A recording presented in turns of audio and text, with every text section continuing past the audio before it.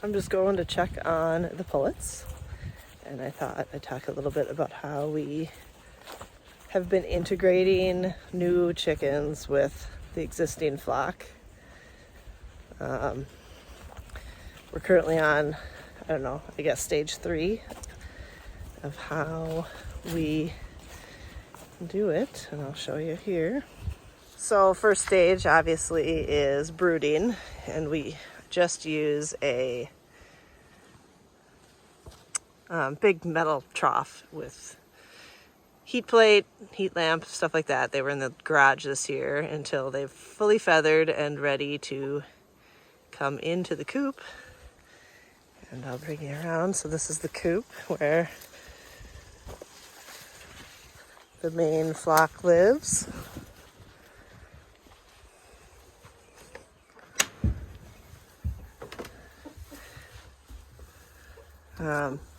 So stage 2 was to put them in sort of a separate place in the coop. And I actually have a dog kennel with the bottom removed, so it's just got the bedding underneath. And then I actually added this sort of wire cage, I guess. Dog is trying to get in here. So they had more room because these birds were getting kind of big and they have a place to roost. And by adding this, I've got the heat panel in there if they happen to need it in the winter, or, you know, if they were still small or whatever. And then there is a pop door on that side. So for stage 3, I start opening the pop door. This is not a nesting box, and this is a giant egg. I'll put this one back with you. Are you laying some eggs in here, ma'am? I'll have to come and get those. Anyway, so stage 3, what we're doing right now is letting them come in and out as they please into the run. Excuse me, dog. Hop down. Thank you.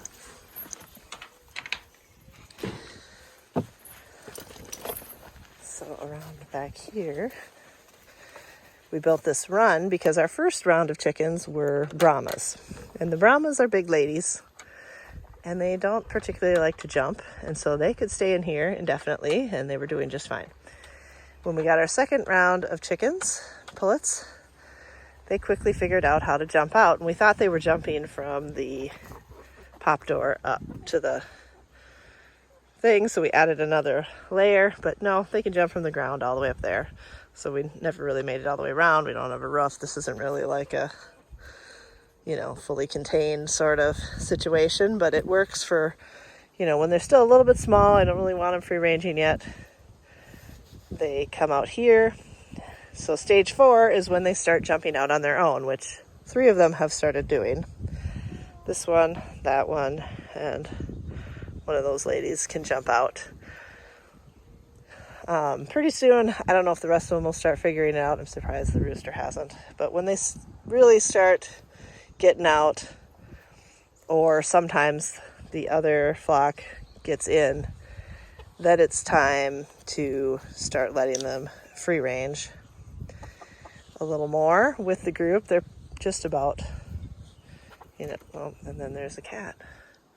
I also don't like them to be out and about when they're big enough to eat, when the chickens are small enough for the cats to try to eat. They haven't done anything yet, but, you know, sometimes they eyeball them. And they have brought home pheasants before, so it is a little concerning. Hopefully the chickens will learn to stand their ground. It doesn't usually take too long, especially if it's over food, but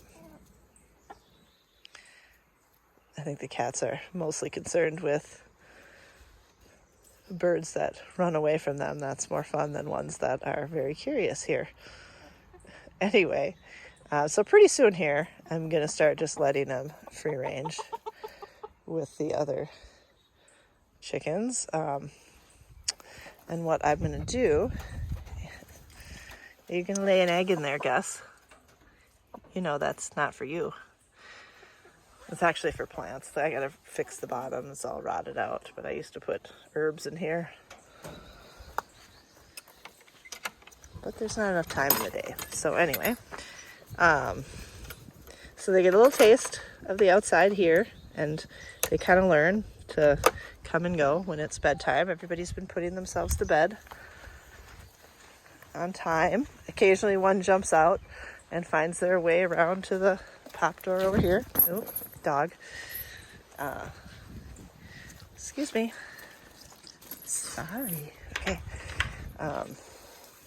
So then what I'll do is one of these nights, I will probably, well, I don't know. This is the, I'm either going to take down the whole fence and put all the new ladies on the roosting bar in the middle of the night. When they wake up, everybody's on the same level, everybody's happy, good to go, right? But I've also done where I've got this door here and I fenced it in, or it will be, I'll have to fix that. So they could still get under here, but the big ones can't really. But from the looks of it, these ladies are probably bigger. They might not be able to fit in there. It's just sort of a place they could escape if the main flock gets on their case. But I don't know, we'll see. It kind of seems like when they start sort of integrating themselves and jumping out and whatnot, that they kind of got life figured out already. And I'd really like to get this fence out of here because I need the extra roosting space, and I might probably have to add a second roosting bar. There are 12. I have 12 chickens right now. I'm sure they'll fit, but you know, somebody always wants to be higher. They keep roosting on these windows and then pooping down below. It's very annoying. But anyway, so that is the plan. Okay, Remy, get out. That's the plan for integrating the new flock with the old flock. It's a little bit slow, but it seems to be pretty low drama.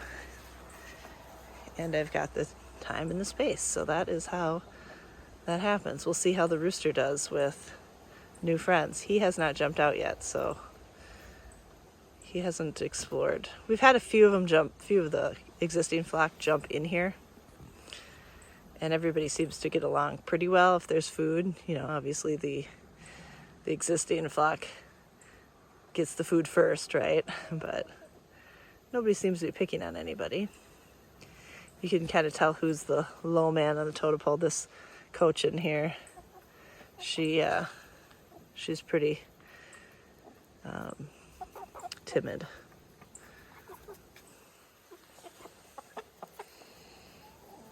And there's a kitten trying to figure out what's going on. It's funny how they run up to the chat a little bit. Anybody know what this white chicken is? This was supposed to be a white Jersey Giant. It's clearly not a Jersey Giant. It has a pea comb. Kind of thought it was a rooster at first, but I don't think that's the case. And then our rooster is a cream leg bar. We did not order that. It got in there by mistake. We'll keep him at least until he becomes a pain in the butt. I love this little one. I think this is the Prairie Bluebell Egger. She's so nice. And then we ended up with 2 of the red-laced Wyandottes. And then one of those black ones is a Midnight Majesty Marin. I think this one that's walking that way. And then the other one is a black Jersey Giant. Or is supposed to be. That's always the trick. And the dog. And the cat. So that is chicken life around here right now.